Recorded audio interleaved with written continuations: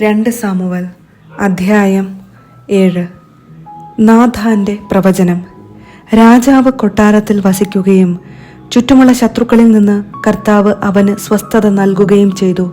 അപ്പോൾ അവൻ നാഥാൻ പ്രവാചകനോട് പറഞ്ഞു, നോക്കൂ, ദേവദാരു കൊണ്ടുള്ള കൊട്ടാരത്തിൽ ഞാൻ വസിക്കുന്നു. ദൈവത്തിന്റെ പേടകമോ കൂടാരത്തിലിരിക്കുന്നു.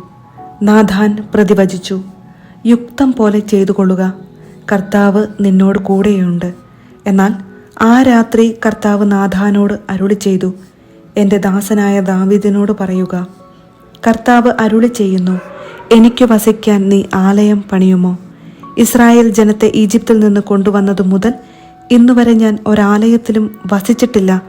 കൂടാരത്തിൽ വസിച്ചുകൊണ്ട് ഞാനും സഞ്ചരിക്കുകയായിരുന്നു. ഇസ്രായേൽക്കാരോടുകൂടെ സഞ്ചരിക്കുന്നതിനിടയ്ക്ക് എവിടെ വച്ചെങ്കിലും എൻ്റെ ജനമായ ഇസ്രായേലിനെ നയിക്കാൻ ഞാൻ നിയമിച്ച നേതാക്കന്മാരിൽ ആരോടെങ്കിലും നിങ്ങൾ എനിക്ക് ദേവദാരു കൊണ്ട് ഒരു ആലയം പണിയാത്തതെന്ത് എന്ന് ഞാൻ ചോദിച്ചിട്ടുണ്ടോ? അതുകൊണ്ട് നീ ഇപ്പോൾ എൻ്റെ ദാസനായ ദാവീദിനോട് പറയണം, സൈന്യങ്ങളുടെ കർത്താവ് അരുളി ചെയ്യുന്നു, ആട്ടിടയനായിരുന്ന നിന്നെ മേച്ചൽ സ്ഥലത്തുനിന്ന് എടുത്ത് എൻ്റെ ജനമായ ഇസ്രായേലിന് അധിപനായി ഞാൻ നിയമിച്ചു. നീ പോയിടത്തെല്ലാം ഞാൻ നിന്നോട് കൂടെയുണ്ടായിരുന്നു. നിന്റെ മുൻപിൽ നിന്റെ ശത്രുക്കളെയെല്ലാം ഞാൻ നശിപ്പിച്ചു. ഭൂമിയിലുള്ള മഹാത്മാക്കളെ പോലെ നിന്നെ ഞാൻ മഹാനാക്കും.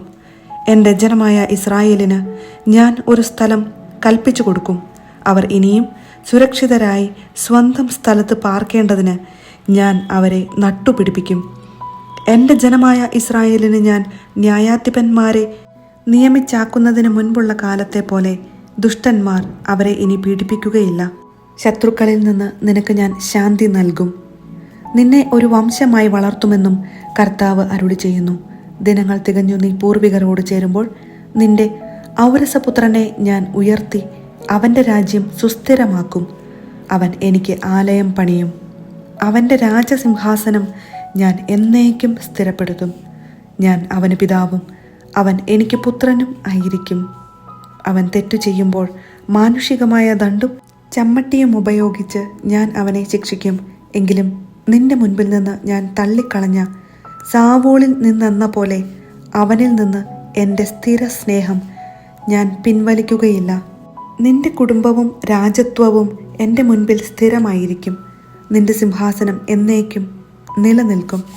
ഈ വാക്കുകളും ദർശനവും നാഥാൻ ദാവീദിനെ അറിയിച്ചു. ദാവീദിന്റെ നന്ദി പ്രകാശനം.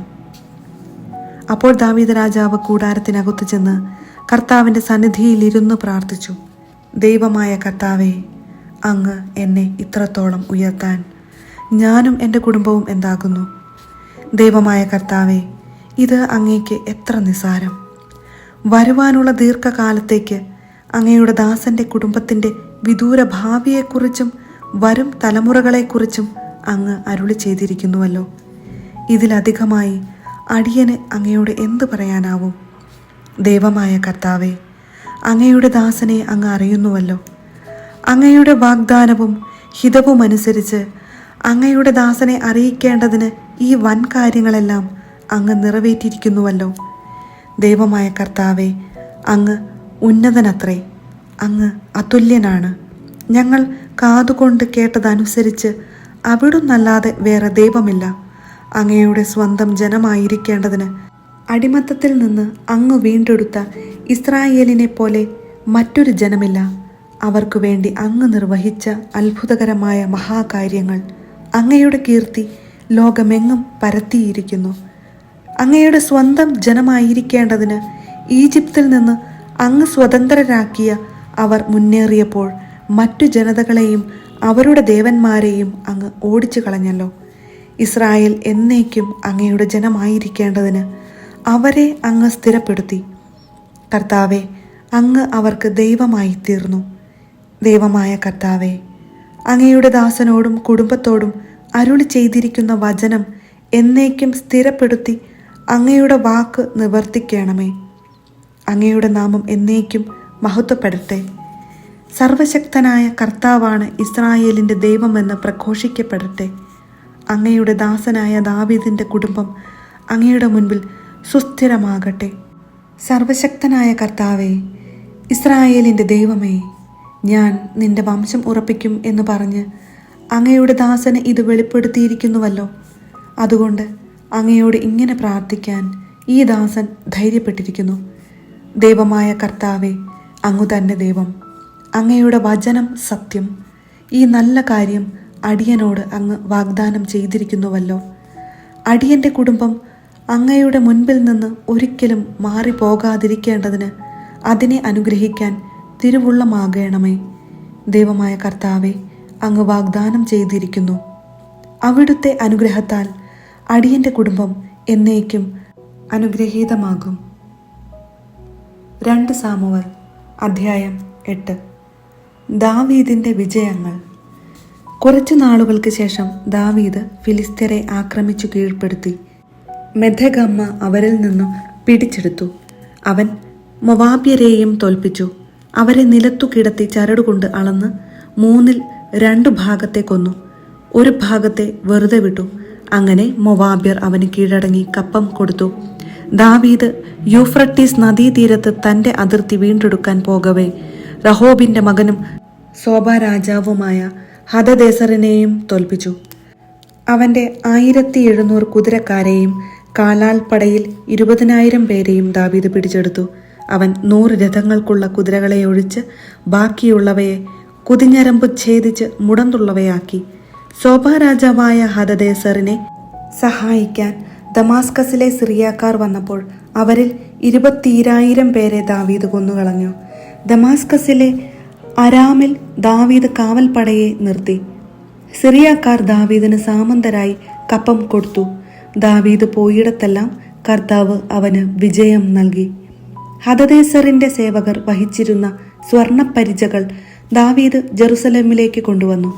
ഹദദേസർ ഭരിച്ചിരുന്ന ബേത്തായിലും ബറോത്തായിലും നിന്ന് ദാവീദ് രാജാവ് വളരെയധികം വെള്ളോടും കൈവശപ്പെടുത്തി. ഹദദേസറിന്റെ സർവ്വ സൈന്യത്തെയും ദാവീദ് തോൽപ്പിച്ചെന്ന് ഹമാത്ത് രാജാവായ തോയി കേട്ടു. ദാവീദിനെ അഭിവാദനം ചെയ്യാനും ഹദദേസറിനെ തോൽപ്പിച്ചതിന് അനുമോദിക്കാനും തോയി തൻ്റെ മകൻ യോറാമിനെ ദാവീദു രാജാവിൻ്റെ അടുത്തേക്ക് അയച്ചു. എന്തെന്നാൽ ഹദദേസർ പലപ്പോഴും തോയിയുമായി യുദ്ധത്തിലായിരുന്നു. വെള്ളി, സ്വർണം, ഓട് ഇവ കൊണ്ടുള്ള ഉപകരണങ്ങളും യോറാം കൂടെ കൊണ്ടുവന്നു.